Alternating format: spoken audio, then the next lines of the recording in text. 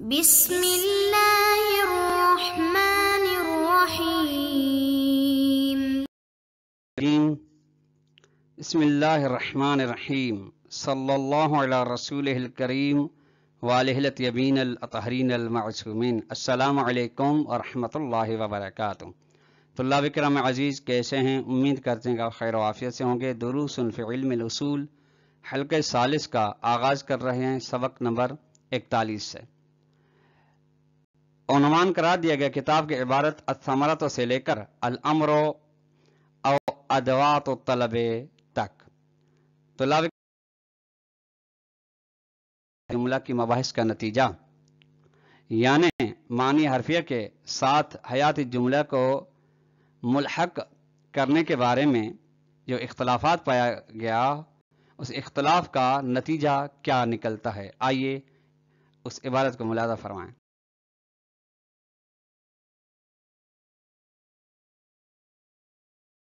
مباحث گزشتہ کا اختصار کے ساتھ ملاحظہ فرما لیں۔ اگر حروف کے بارے میں موضوع لہو خاص کے قائل ہیں تو پھر کسی بھی قید سے اس کو مقید کرنا ممکن نہیں، نتیجے میں اس کے بارے میں اطلاق بھی درست نہیں ہوگا، چونکہ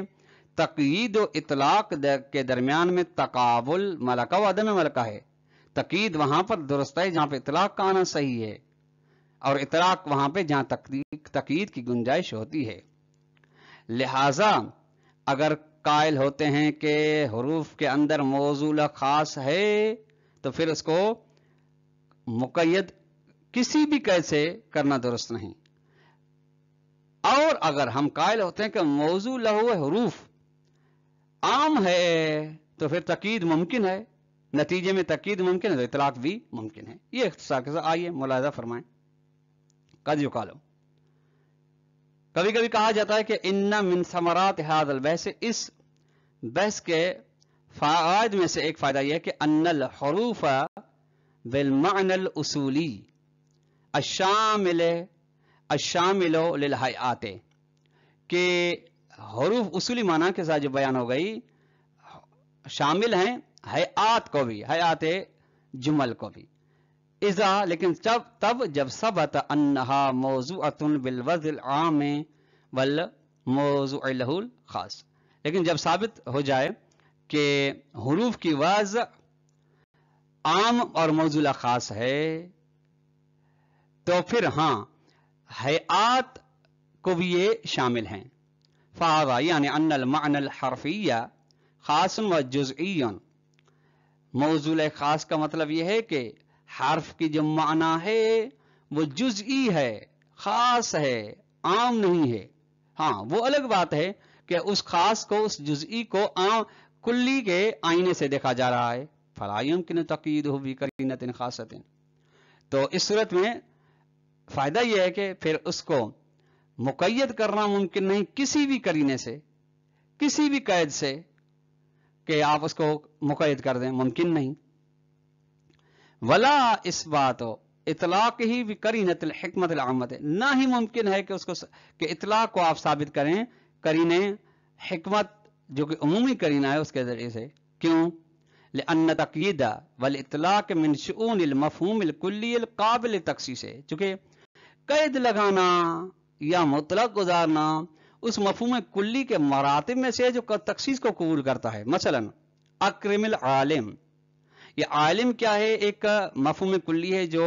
عالم فاسق، عالم فاجر، عالم نحوی، عالم صرفی وغیرہ پر صدق آتا ہے، ٹھیک، مفہوم کلی ہے۔ تخصیص اس کے اندر ہے، یعنی اکرم العالم العادل، یہ ممکن کوئی مسئلہ نہیں۔ ما یترتب علی ذلک، او ومما یترتب علی ذلک، اور ان چیزوں میں سے جو اس پر موقوف ہے وہ یہ ہے کہ ان القید اذا کان راجن فی ظاہر الکلام الی مفاد الہیئۃ، کلام کے اندر جو قید پائی جاتی ہے، تقیید پائی جاتی ہے، اگر اس کی بازگشت ہیئت کے مفہوم کی طرف ہے، یعنی جو مفہوم سمجھا جا رہا ہے جملے سے، کلام سے، اس کی ہیئت اس مفہوم کے ساتھ تعلق رکھتی ہے قید، تو پھر فلا من تعویل ہی، تو اس کی تعویل کرنا ضروری ہے، کما فی الجملۃ شرطیہ، جس کا جملہ شرطیہ کے اندر کیا جاتا ہے کہ ان جاءک عالم فاکرمہ، تو فإن ظاہرہا، اس جملے شرطیہ کا ظہور یہ ہے کہ کون شرط قیدن لمدلول حیات الجزاء، شرط یعنی ان جاءک العالم العادل، اگر آپ عالم عادل آئے تو اس کا احترام کرنا، تو یہ شرط یہاں پہ جو عادل کی ہے یہ حیات جزا جو فاکرم ہو، اس کے مفہوم کا مفہوم مدلول ہے، اس کے لیے قید ہے، یعنی مفہوم اکرام تب ہے جب عادل ہو، وحیث ان حیات الجزاء موضوعۃ لمعنی حرفی، جبکہ معنی حرفی، معاف کیجیے، جبکہ جزا کی جو ہے اس کو وضع کیا گیا ہے حرفی معنی کے لیے، جو حیات ہے وہ جزئی، حرفی معنی کیا جزئی ہے، جب جزئی تو فلا یمکن تقیید ہوں، مفہوم کلی کو مقید کرنا ممکن ہے، جزئی تو اصلا قابل تقیید نہیں،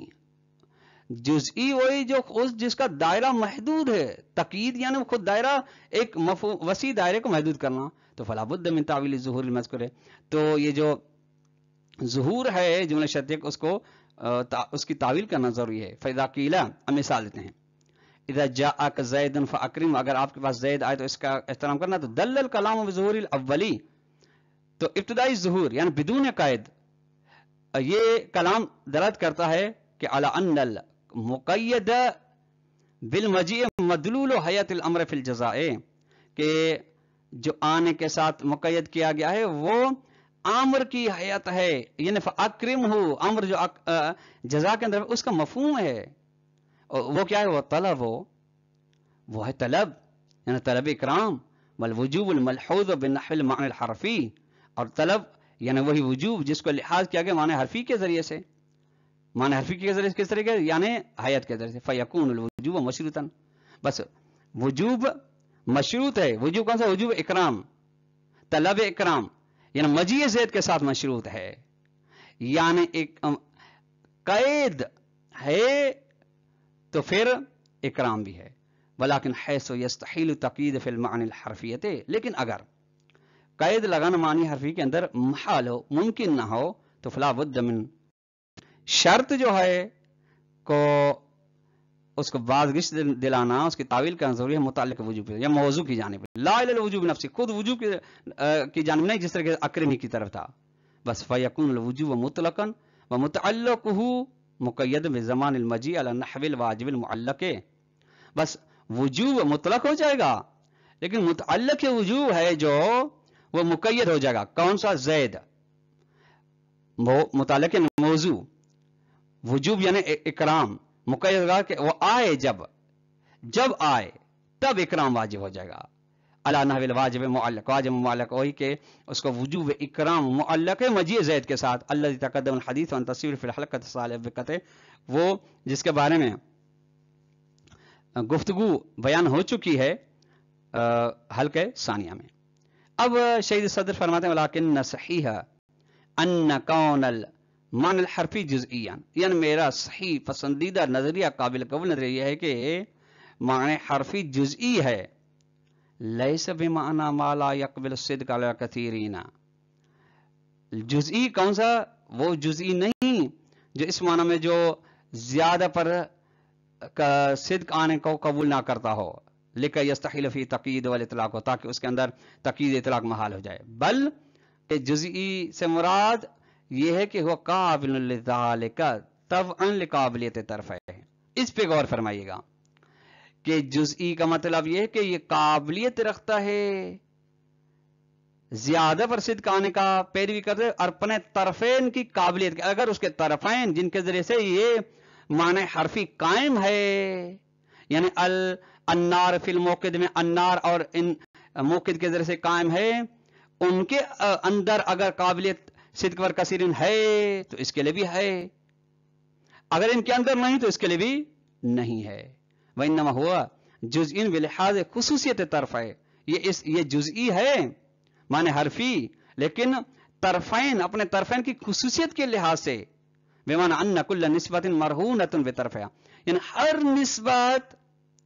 مرہون منت طرفین ہے، یعنی اس کا اپنا وجود استقلالی نہیں، اس کو مستقل تصور نہیں کیا جا سکتا، بلکہ اگر اس کا وجود ہے تو طرفین کے مرہون منت ہے۔ ولا يمكن الحفاظ عليها مع تغيير طرفها، ممکن ہی نہیں کہ اس کی حفاظت کی جا سکے، اس کو تحفظ دیا جا سکے جب طرفین تبدیل ہو جائیں، یعنی نار کو ختم ہو جائے، موقد ختم ہو جائے تو ممکن ہی نہیں کہ پھر یہ نسبت باقی ہو۔ یا الکاتب الکتاب فی المکتبہ کے اندر کاتب کتاب ہٹا دیے جائیں، ختم کر دیا جائے، مکتبہ ختم کر دیا جائے، ایسا ممکن نہیں کہ نسبت قائم ہو۔ تو اللہ کرام آج کا درس اپنے اختتام کو پہنچا۔ والسلام علیکم ورحمۃ اللہ وبرکاتہ۔